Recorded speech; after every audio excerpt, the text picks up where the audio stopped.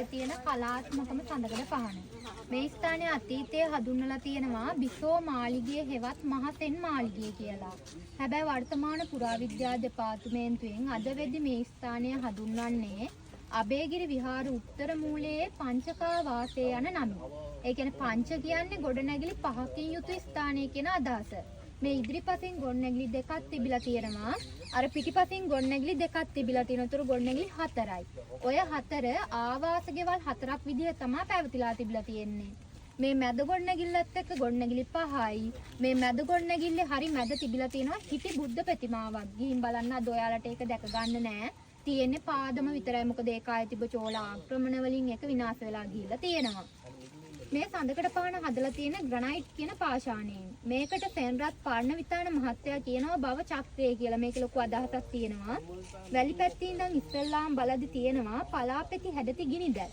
ඕකෙන් කියනවා රාග දේශ මෝහ වලින් අපි දැවි දැවි ජීවත් වෙනවා කියලා. නැත්තම් කියන අපි නිරන්තරයෙන් අපේ ජීවිතේ ප්‍රශ්න කරදර වලින් දැවෙනවා කියලා. ඊට පස්සේ ඉන්න සත්තු 4 දෙනෙක් ඇත්තා අශ්වයා සිංහයා ගවයා නොනවති එකිනෙකා පසුපස දිව යනවා. ওই සත්තු 4 දෙනාගෙන් ජාති ජරා ව්‍යාධි මරණ කියන දේ නිරූපණය කරලා තියෙනවා. ඒ කියන්නේ ඉපදීම, ලෙඩවීම, වයසට යෑම, මරණය.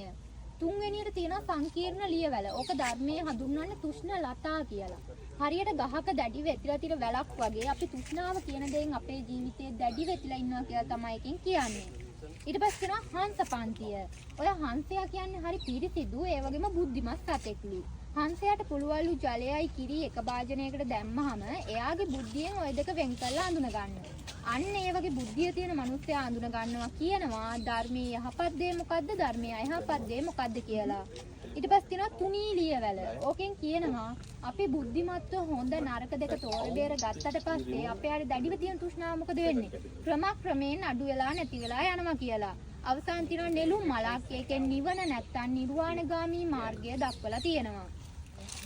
මෙතන තියෙනවා පියගැට පෙළක්. ඒකෙන් පංචශීලය දක්වනවා. ඒකේ තියෙනවා අලංකාර පොඩි රූප වර්ගයක්. ওই රූප වලට කියනවා වාමන රූප කියලා. දෙපැත්තේ තියෙනවා සාමාන්‍ය ලොකු රූප දෙකක්. ඔය දෙකට කියනවා සංක පద్ම කියන බහිරව රූප දෙක කියලා. අපේ ඊළඟ රාජධානිය තමයි පොළොන්නරු රාජධානිය.